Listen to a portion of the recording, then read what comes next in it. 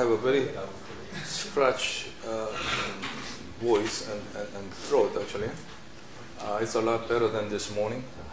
I really couldn't speak at all this morning, but so I'm not gonna be able to make it loud today. So please keep quiet. Okay? All right. So in this, we talked about the profit maximization, idea of profit maximization. We talked about the total revenue and the cost. Yeah? All right. All right. So also at the end of last class we talked about production function. Right? Production function is it defines the relationship between inputs and output. Right? And I guess the technology determines what kind of production function we can use. Right? And we talked about this technology from the beginning. Right? If you have a better technology, that means using the same amount of resources, you'll be able to produce larger quantity of output, right? Or while producing the same amount of output, you can use less resources, right? That's what we mean by a better technology. Okay? Yeah, that's the idea. Okay, so let's go on with this discussion, right? Marginal product of labor measures the amount of change in the total output caused by the 1 unit increase in labor or input, right? So marginal product of any input, let's say, we can talk about marginal product of labor and marginal product of capital. Right? In this course, most of this course, we're going to assume that capital is fixed. So out of this production function, we're going to assume that capital is fixed, right? And only labor is variable. Right? So then we can talk about the relationship between the output and the labor input. Okay? As we increase the labor input, what's going to happen to the output? Right? So assume we are holding all other things constant. Only labor is the variable, right? And as I said last class, all those other resources, other inputs, will be included in capital. And only labor is human labor. It will be categorized in labor. Yeah? All right. So here's Jill's experience. She started from 0 worker. Of course, if you have no labor, your output will be 0. There's nothing you can produce without labor input. Right? When she hired one person, or perhaps she worked herself here, right? Anyway, if there was only 1 unit of labor, using 2 units of oven, okay, she could produce 200 pizzas per week. Okay? So marginal contribution of this labor, in other words, the amount of output increased by this one last unit of labor is 200, right? You increase the labor unit by 1 unit, right? Labor input by 1 unit, and as a result, your output increased by 200, right? So the marginal product of labor is a change in Q divided by change in labor, right? Change in total product divided by change in labor. Okay, good. Well, after that, after some time, she added another worker, right? So when she had 2 units of labor, the maximum possible output, right, per week was 450 pizzas per week. So at that point, you can calculate the marginal product of that last unit of input, labor input, right? So change in quantity produced or change in total product was what? 250. Oh, sorry, 450 minus 200, right? And the change in labor was 1 unit. Okay, so marginal product comes out to be 250. So the story is when you had just one person or 1 unit of labor, the marginal product was 200. Right? That 1 unit of labor contributed 200 units of pizza to your total output. But when you hired another person, the contribution of that last unit of labor you just hired, right, was 250. It went up from 200 to 250, right? So what's the story? Does that mean that that second person she hired was a better worker or more productive worker? What do you think? Marginal product of the first worker was only 200, but marginal product of the second unit of labor was 250. Right? Yeah. It has diminished. No, it went up.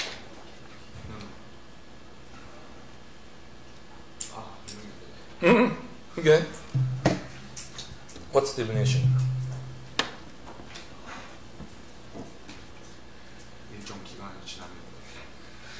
Well, we're not to that point yet. Not yet, right? But just look at the first two lines, right? The contribution of the first worker was only 200, but the contribution of the second worker was 250. So does that mean that that second person was more productive? Somehow you found a better person?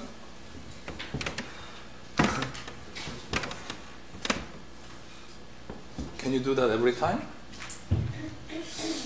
I don't think so, right? If it's not possible every time, then we're not going to be talking about this as a regular phenomenon like this, right? Come on, what's the story? I think we talked about it last class, right? Adam Smith used this example of pin factory. Yeah, division of labor, right? Division of labor, right? So whatever the process there is to produce pizzas, right? But the first thing is you have to make the pizza dough, right? And then after making pizza dough, you have to make this what you call pizza crust, okay? And it requires a special skill, you know. I'm pretty sure you have seen this on the internet or TV, right? These Italian guys typically, right? They have a good skill of turning this, pizza dough on his hand, right? And becomes larger and larger, right? Using this, what do you call it? And once this pizza crust is made, then you usually put the tomato sauce on it, right? And then you sprinkle all the toppings, yeah, pepperoni or sausage or pepper or whatever, onion, right? And then you spread cheese on top of it. Am I making you hungry? Yeah? Put it inside oven, right? And then, after a while, you get it out of the oven, right? And you slice them, right? And put them in the box. Well, actually, you put it in the box and then you slice them, right? And then you deliver it, right? So you can divide this whole process into more narrowly defined tasks, right? So one person does, only a couple of processes, right? The next person does, couple of next steps, right? And by doing so, what do we get? What's the benefit of this division of labor?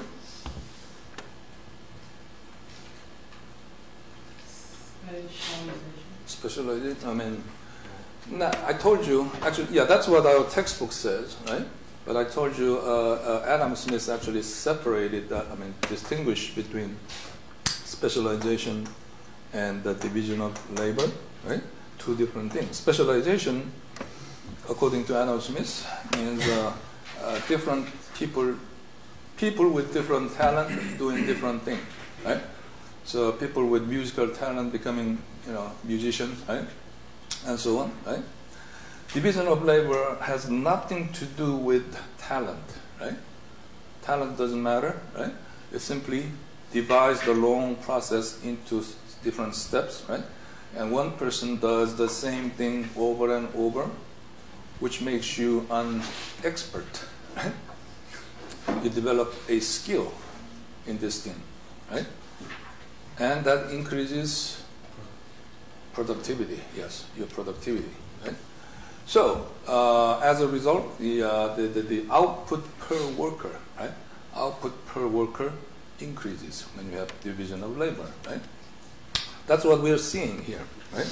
Just because we have when we have two workers, the marginal product increased, does that mean the second person is necessarily more productive than the first person? No.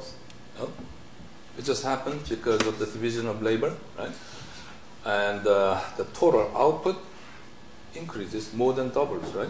So, normally, if there was no benefit of division of labor, then if you have two people, you're going to have exactly twice as many output as the case when you have just one person, right? But in this case, it was more than double, right? You doubled your input from 1 to 2, right? But your output more than double, right?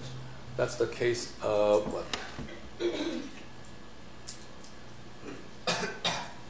That's the benefit of division of labor, right?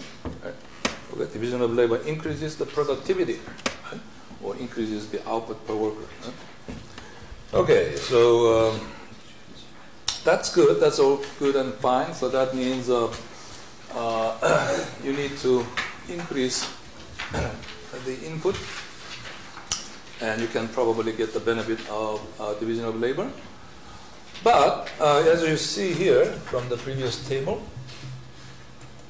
what happens when you hire a third person? When you hire a third unit of labor, well, your output still increases, right, from 450 to 550. But marginal contribution or marginal product of that third unit of labor becomes only 100, right? So the difference between the, this case, second people case, two people case, and three people case was only 100, right? So that means marginal product actually went down this time, right? And why does that happen? Well, it typically happens, right? Because of the law of diminishing return. Economics is kind of simple in the sense that once you learn a few things in economics, right, you can apply these ideas to many different areas, right? Perhaps because that's the truth in our life, right? When we were discussing consumer theory, right, consumer behavior, what have we learned? We learned the diminishing, what? Learned about diminishing utility, yes. Yeah? You remember that concept, right? If you consume the same thing over and over, if you consume each additional unit of the same item, you get less and less satisfaction from each additional unit, right? That's the law of diminishing utility, right? Well, we have a very similar thing here, right? We have law of diminishing returns. Right? So we have a fixed input and variable input, right? We have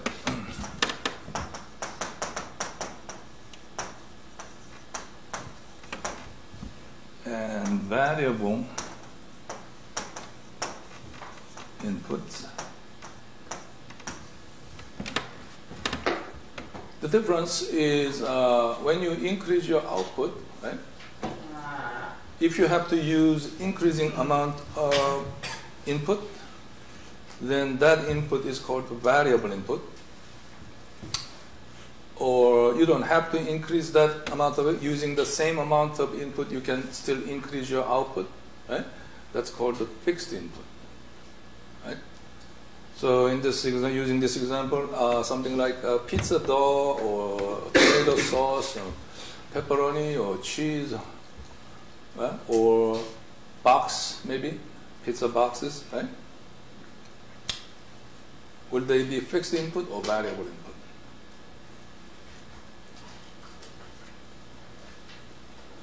You guys reading the book? Reading the chapter? In the morning section, everybody was answering that. Yeah. Ingredients, boxes, those things are examples of fixed input or variable input? Variable input, because as you increase your output in order to produce more and more pizza, right? You have to use more pizza dough, pizza sauce, or whatever, cheese, right? Well, what about pizza oven?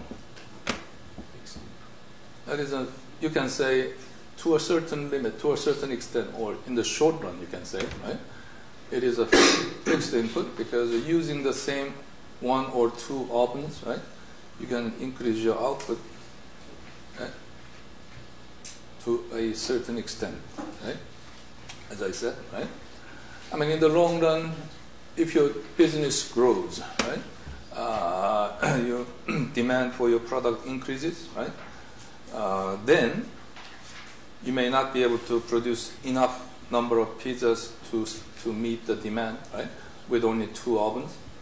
At that time, you may have to think about purchasing another oven, or you may even have to move to another facility because there may be no more space to put another pizza oven, right? So, in the short run, your oven or space, yeah, those things are fixed input, okay? So, the story is, if you keep adding more and more variable input to the same amount of fixed input, so you have two pizza ovens, right? And you started with one person, and one person was doing everything, right?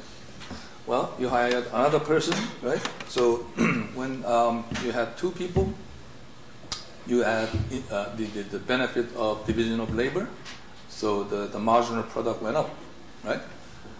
But if you keep adding the same variable input, which is in this case labor, right, to certain amount of fixed input, so you have a limited space and you have only two pizza ovens, right? And you're just hiring more and more workers. What's going to happen, right? Then eventually you're going to lose the benefit of this division of labor, because there is so many, I mean, only so many ways you can divide this process, right? Think about it. This making pizza is a pretty simple process, right? And you cannot divide it into 100 different steps, right?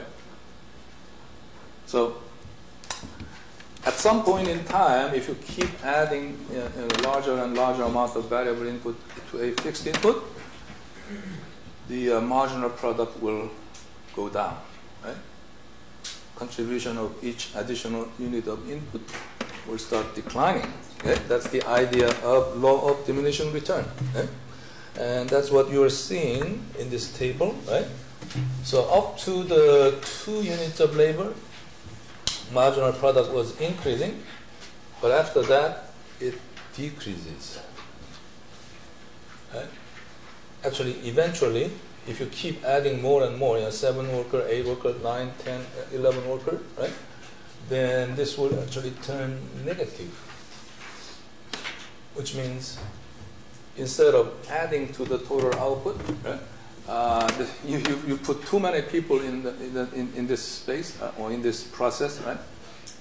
So that one last person you added actually gets in the way, right? Instead of helping the production, right? Because there is no more space. Right? That's the idea of diminishing. Return. Yeah. So here, based on this table, we produced the graphs of the total product and marginal product. Yeah. So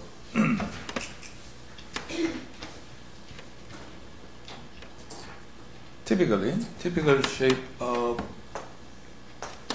total product curve is goes like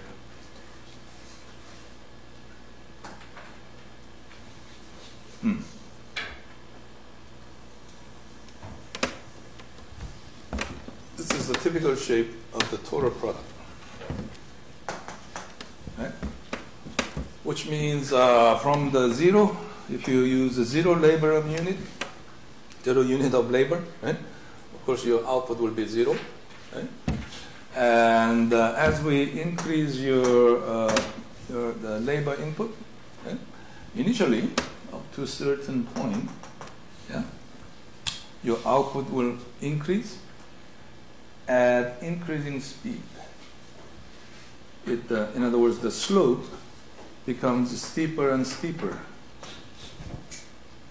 Okay, that's what we call increase at increasing speed. Right. So something like 2, 5, 7. Right. So the marginal contribution of the first worker was 2 units, but then after when you hire another person, right, the second person's contribution was 3, and so on, right? So marginal product increases up to a certain point, right? But there will be a limit, right? When you put too many variable input to a fixed amount of fixed input, right? Then eventually you're going to lose the benefit of division of labor, right? And marginal product will start declining, right? Well, don't confuse, the total product will still increase, but not as fast as before, because eventually you're going to have this kind of curve, right? It's called what? Concave downward, convex upward, right? So the slope becomes flatter and flatter. Eventually, what? Slope of the curve becomes 0. 0 means even if you hire another person, total product doesn't increase anymore. So marginal contribution at that time is 0, right? And as I said, if you keep increasing, and if you go further than that, then the slope becomes negative, right? Which means your marginal product will become actually negative. Okay, that's the idea. So if you draw the graph of marginal product, right? Marginal product. Let's say in mathematics we call it inflection point.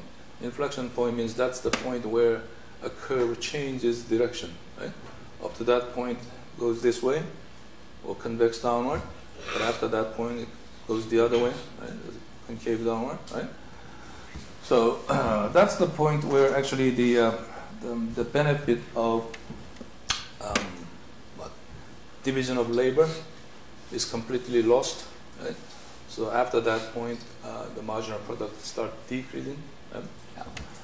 So the marginal product curve would look like that.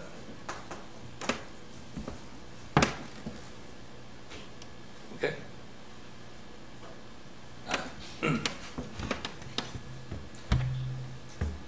You can calculate the average product, even though in this table we didn't actually calculate the average product. Right? Average product is, literally average. Right? So the output per unit of input. Right? You can simply divide the total output, average product. Simply total output, total product divided by units of input you used. Yes? Then that's the per unit output per unit of input, right? So according to the table, if you hire 3 people, your total product will be 550, right? And if you divide it by 3, that's 183.3. What's the interpretation of that? What's 183.3? Average. Right. On average, each person or each labor unit produced 183 units. Right? On average. I mean, in reality, right? You cannot say that all the labor inputs are identical. They are not robots, right? They are human, right? So some people will be more productive, some people will be less productive, right? But on average, when you hire these 3 people, right? Each person produced 183.3 units of pizzas, right? That's the idea of APL, average product of labor, right? Average product of labor can be calculated another way, okay? That is, you can add all the marginal products up to that point and divide by number of labor input, right? So if you go back to this table, you will see. So at this point, you can simply divide the total product 550 by 3 to calculate average product, or you can add up all the marginal products up to that point, right? If you add 200, 250, 100, you're going to come up with 550, right? So total product is simply summation of all the marginal products of that point, up to that point, right? It's obvious, isn't it? Right?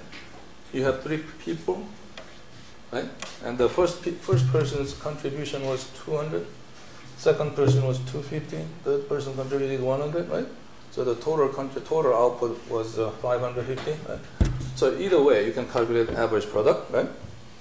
Well, if you do that actually with this table, you're going to see something like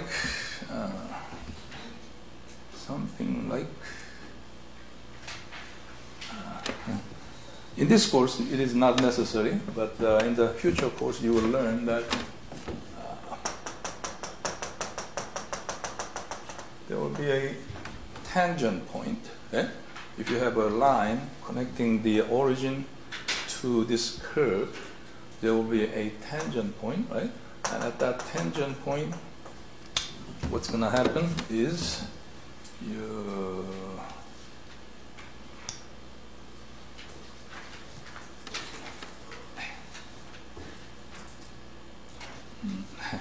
okay. Yeah.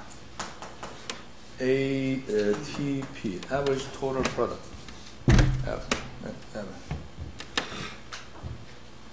Actually, we're talking about labor only right now, assuming capital is fixed. Right? So you can simply say that's APL, average product of labor. Anyway. Okay. So, you're going to have that kind of mount shape. The average product will have this mount shape because initially, when you increase the input from very small unit, right, you're going to have benefit of division of labor.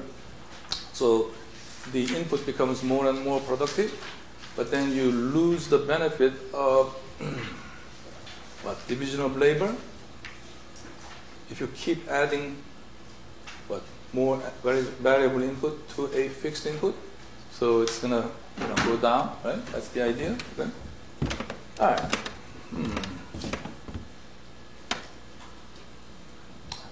Let's move on to.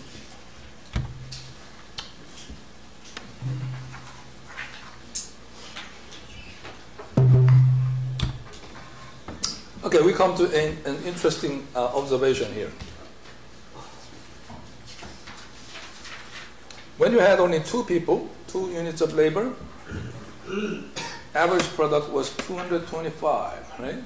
So between these 2 workers, on average, each worker produced 225 pizzas, right? But when you hired another person, 3rd person, right?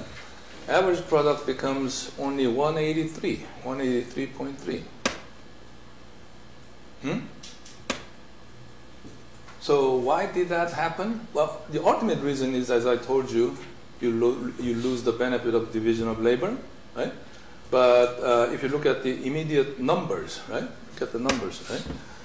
That happens because the marginal number, in other words, the change in output as a result of hiring that one last unit of labor was actually below than 225, below the 225.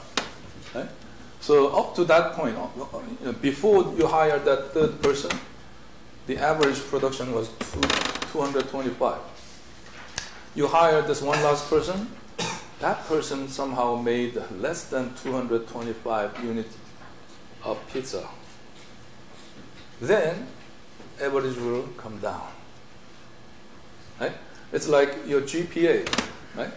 Suppose your current GPA is 3.0. You know what GPA is, right?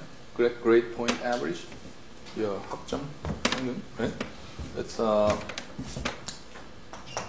current GPA is a cumulative. Your current cumulative GPA is 3.0. Right? And this semester, yeah, you end up with, say, 3.3. Let's say you get 3.3 in this semester. Let's say you're taking 5 courses in this semester, right? So then what's going to happen to your cumulative GPA?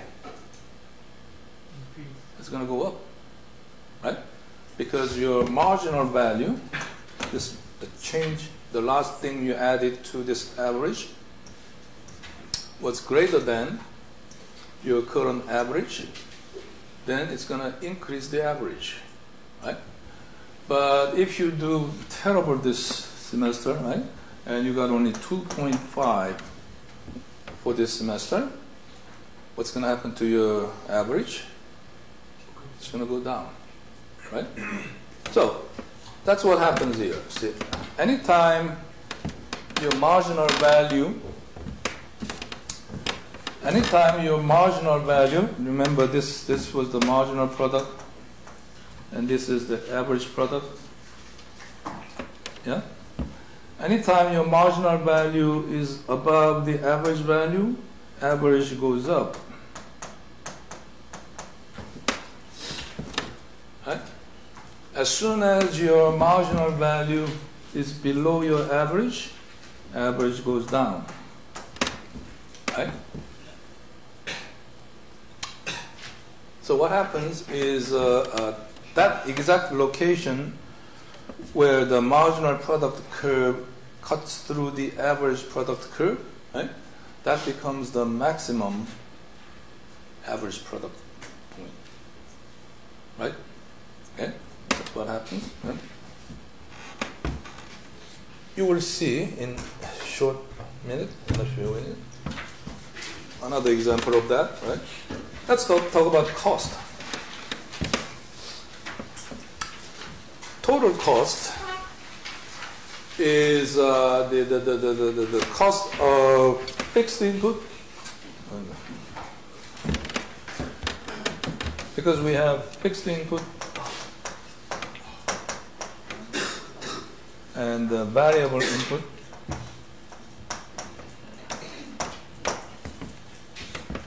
Total cost is the cost of fixed input plus cost of variable input, right?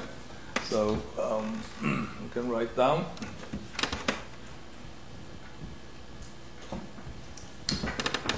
total cost is a fixed cost plus variable cost. Yeah, and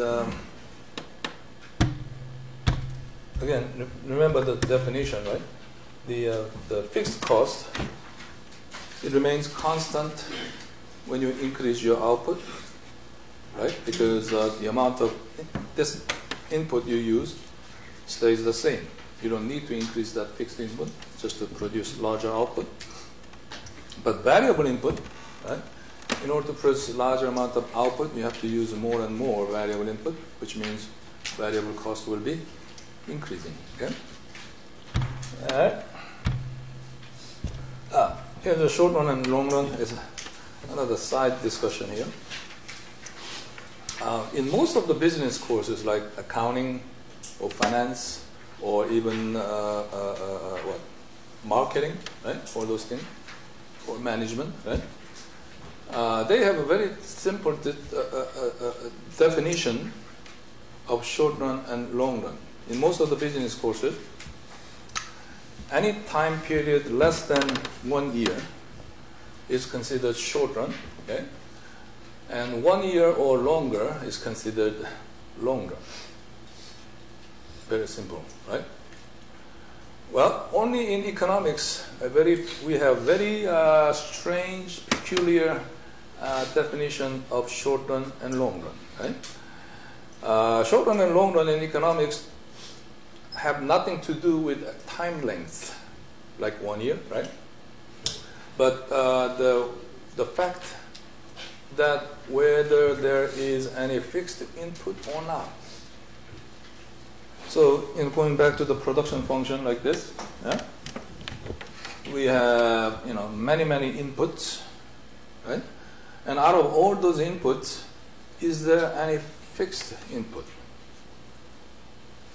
In other words, the quantity of this input cannot be changed within this period, right?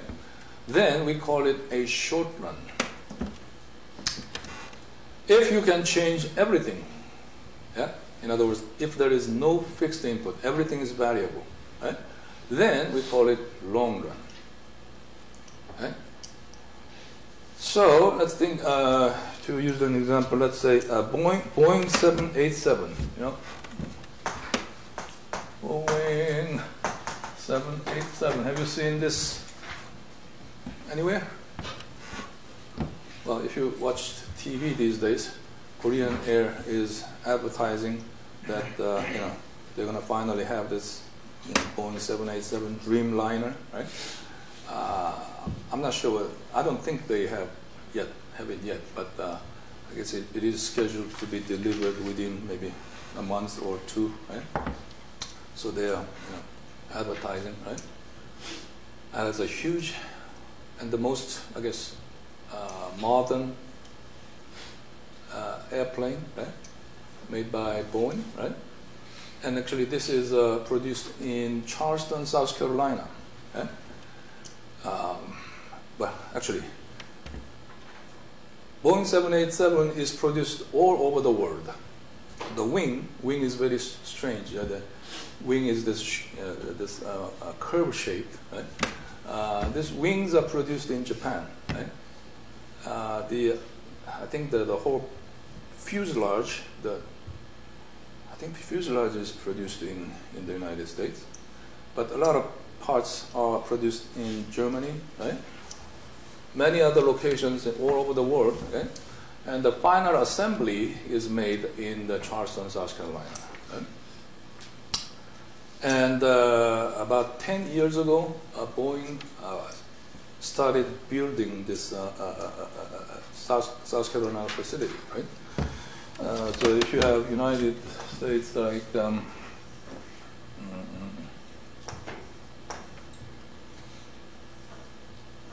something like that, right? Boeing headquarters is in Chicago, right here, next to this Great Lakes, right? Chicago. their main the field, the assembly field, is in Seattle, somewhere here, right? And about 10 years ago, they built another assembly plant or field in Charleston, South Carolina. Okay?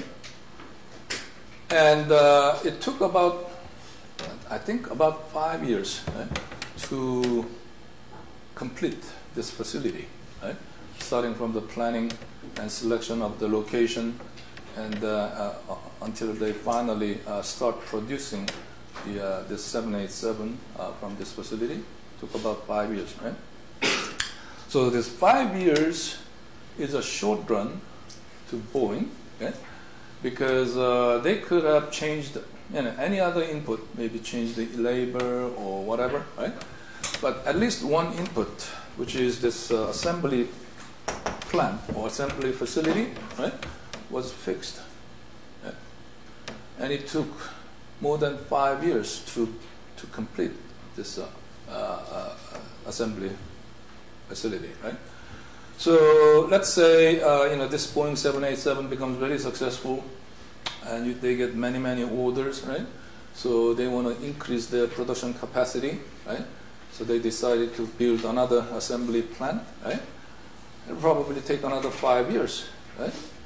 So that means that 5 years is a short run, right? Because there's at least one input which is fixed, right? All right. So long run means everything can be changed. There's no fixed input. Right? That's just a side discussion here, right? All right. So here we have a little extended table, production tables here, right? And we have a number of workers, quantity of pizzas, and I'm sorry, the pizza ovens, right? And quantity of pizzas per week, right? So let's turn them into cost. Right? Let's try to come up with the production cost here, right? Assuming pizza oven costs $400 per week. Well, apparently this is a very, very expensive pizza oven, right? So you purchased it, and when you purchased the oven, you financed it, right? And the weekly payment is $400. I think I told you last week this $400 should include the principal and interest, right? Not only interest, right? This should include the principal and interest, right? Just like automobile loan, yeah? So since you have two ovens, right? The fixed cost is $800 per week, and that does not change whether you hire one worker, two worker, three worker, whether you produce 200 pizzas per week or 640 pizzas a week, right? The cost of oven is still $800. That is fixed. Right? Cost of workers, well, labor is a variable input, right? So when in order to produce larger quantity of output, you have to use larger quantity of input, right? So assuming you pay $650 per week for each worker, right? Your cost of labor increases like this. Yeah? So adding, okay, here they're ignoring the other costs like ingredient or utility or whatever, right? So adding this fixed cost to variable cost, they come up with the total cost of this. Right? And then you can divide the total cost by per pizza, total quantity, right? Total quantity of pizza here. Right? Then you come up with the per unit cost. Right? How much did it cost to produce each unit of pizza? Right? Well, as you see, initially it's $7.25, but it goes down to $4.67 when you produce 450 units of pizza, right? But if you keep increasing the output by increasing the labor input, right, it goes back up to $5, $5.67, $6.40, $7.35. Right?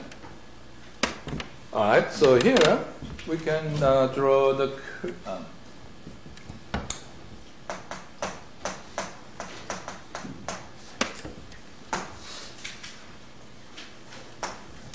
typical shape of a cost curve,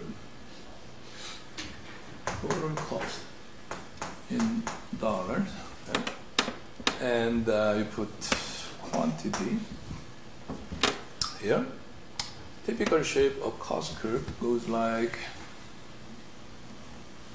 this. In other words, as you produce larger and larger quantity, yes, the cost goes up, but it does not go up in straight linear fashion.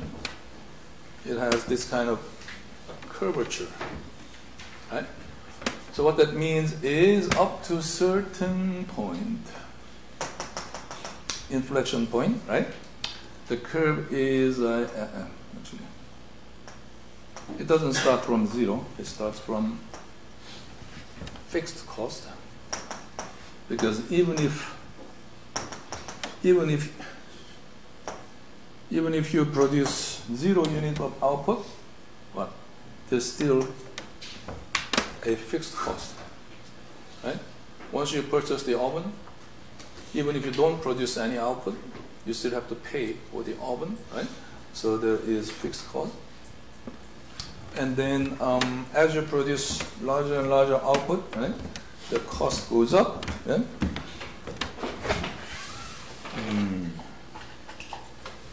Okay.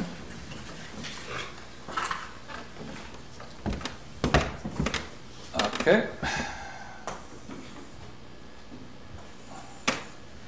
Let's think about the, so this is the average product, marginal product curve, right? Think about the average cost, or ATC, and the marginal cost. The marginal cost, of course, is change in the total cost over change in output. Okay? So if you produce one more unit, by how much your total cost increases, right? That's the concept of marginal cost, right? Which is basically the slope of this total product curve, total cost curve, if you think about it, right? So initially the slope is rather steep. It becomes flatter and flatter up to this point, right? But after this point, it becomes steeper again. Right? So typical shape of marginal product curve is going to be something like this, marginal cost. Okay? What about average cost? Average total cost is the total cost divided by Q, right? Because average cost simply per unit cost of producing this output, right? And if you look at these numbers, look at these. Okay, here, cost per pizza, which is average total cost, right? Initially, it is high, 7.25, comes down, and then it goes back up immediately, right? So we're gonna have something like okay, again, assuming the tangent happens right there. Okay, and I have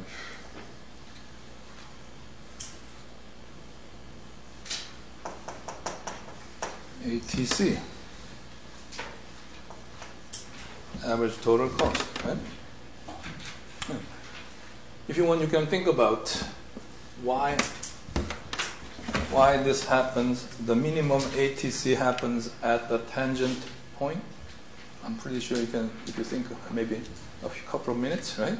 and find out again. Right? Anyway, here, well, another, what we saw before, right? When marginal product, or marginal cost, right? Marginal number is below the average number. What happens to the average? Yes, it goes down. Okay? As soon as marginal number is above the average number, it goes back up. Okay? So that means at this point where the marginal crosses average, that point becomes the minimum point for average cost. Okay? So that's the relationship between the marginal and average. Okay, so we have the U-shaped average cost curve. Why do we have the average cost curve U-shaped, right? Think about it. There's a relationship between the average product and average cost. Whenever average product goes up, yeah, think about it. Average product is again the total product divided by input. Right? So if you're thinking about average product of labor, that's the total product divided by number of labor input you used. Right? What? It increases. What's happening? What can you say is happening right now? In other words, yeah, okay. This average product, okay, is actually the major measurement of productivity.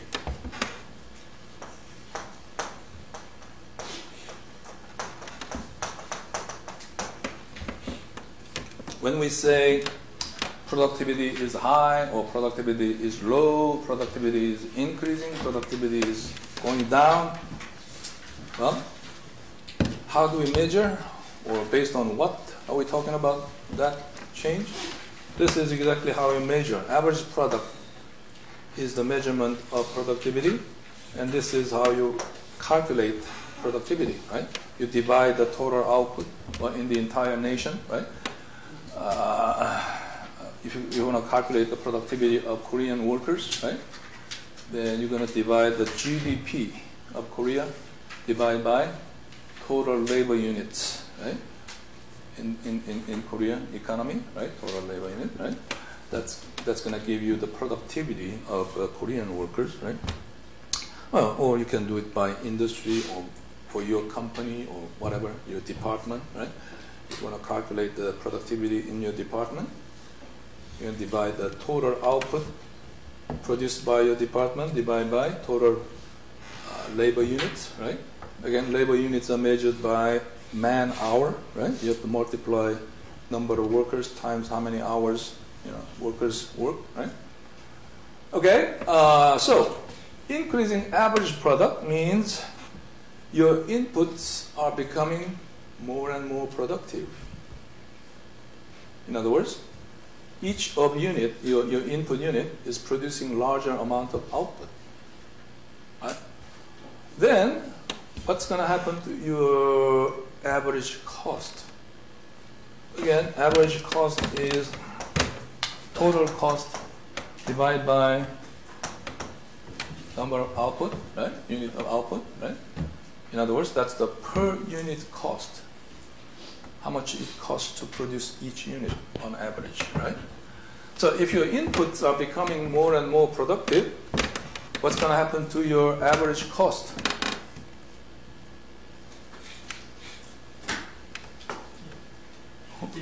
Decrease, right?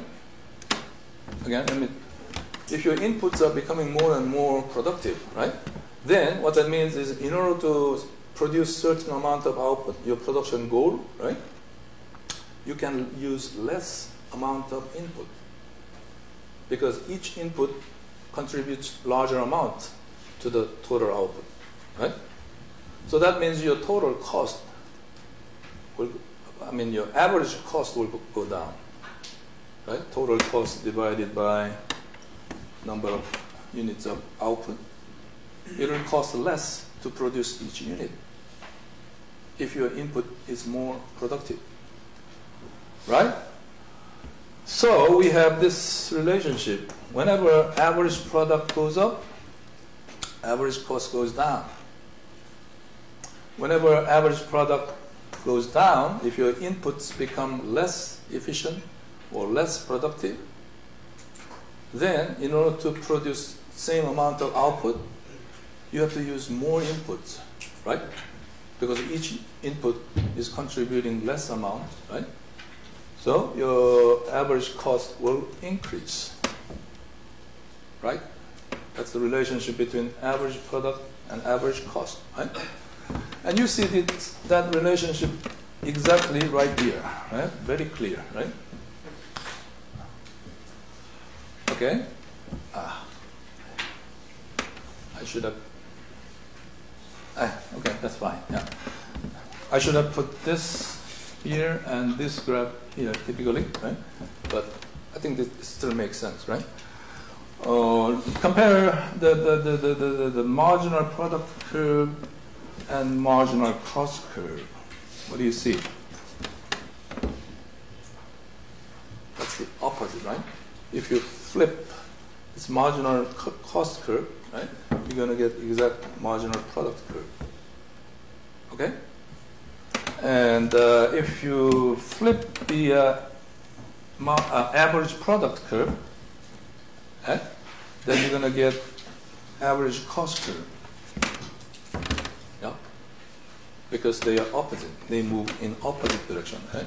Whenever marginal product increases, average cost goes down, right? Vice versa. Right?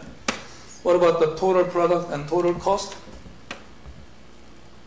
Yeah, actually, if you flip this way, because we have Q here, and Q, this is Q, right? Total product is Q. Okay?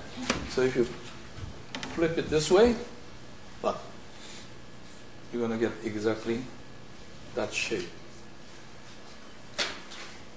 Yeah? Does it look like? Almost. Right? Like it. If you just forget about that portion. Right? That portion is quite unrealistic. Think about it. If you are in this region, what's the story here? The story is, okay, you keep adding more and more input to a fixed input, more and more variable input to a fixed input, and then it becomes, each input becomes less and less productive. And at this point, you put too many workers on one assembly line. Okay? So the last worker's contribution becomes zero. Right? You understand? Marginal product is zero at that point. Right? And somehow this production manager is so dumb, right? So stupid, right? That production manager keep increasing the labor input even beyond that point, right? Then, of course, your total output will decline. But in reality, no production manager would be that stupid, right? To put so many variable input to a fixed input, right? So it is just the theoretical possibility, this part, right? But in reality, I don't think you will really observe this declining part of, I don't think anybody is that stupid, right? If you have that dumb production manager, your company will be out of business a lot, way before you get to that part, right? Your company will have to shut down and go out of business, right? Okay, so if you go through these slides, right? We come to this. Give me just 1 minute, right? Okay, so finally, let me just explain one thing here. So we have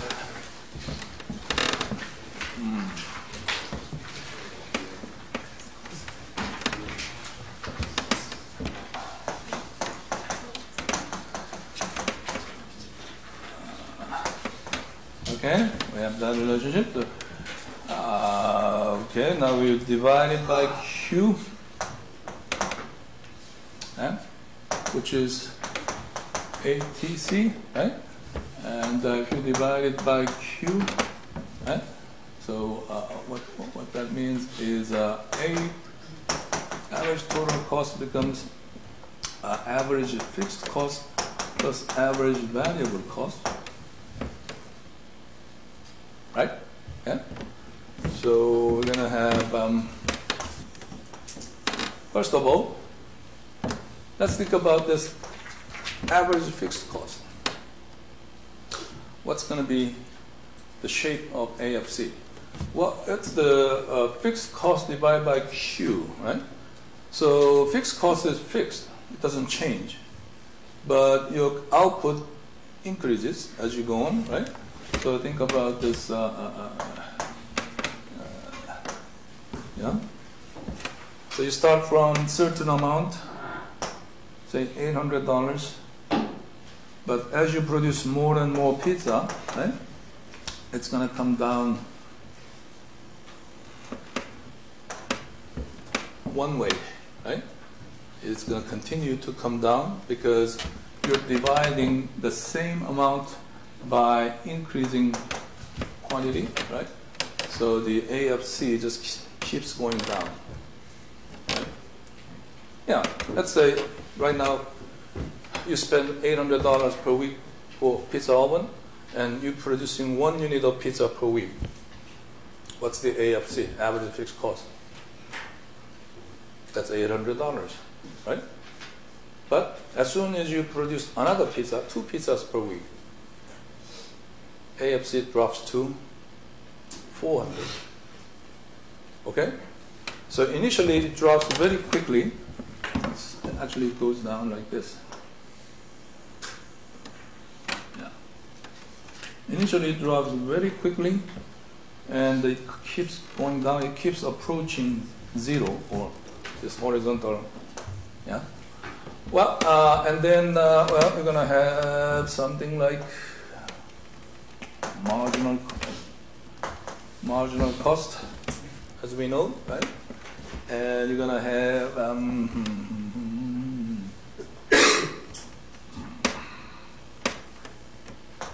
AVC, average variable cost. I mean, all these numbers are coming from this table, right? From this table you can construct this graph, right? And then finally you're gonna have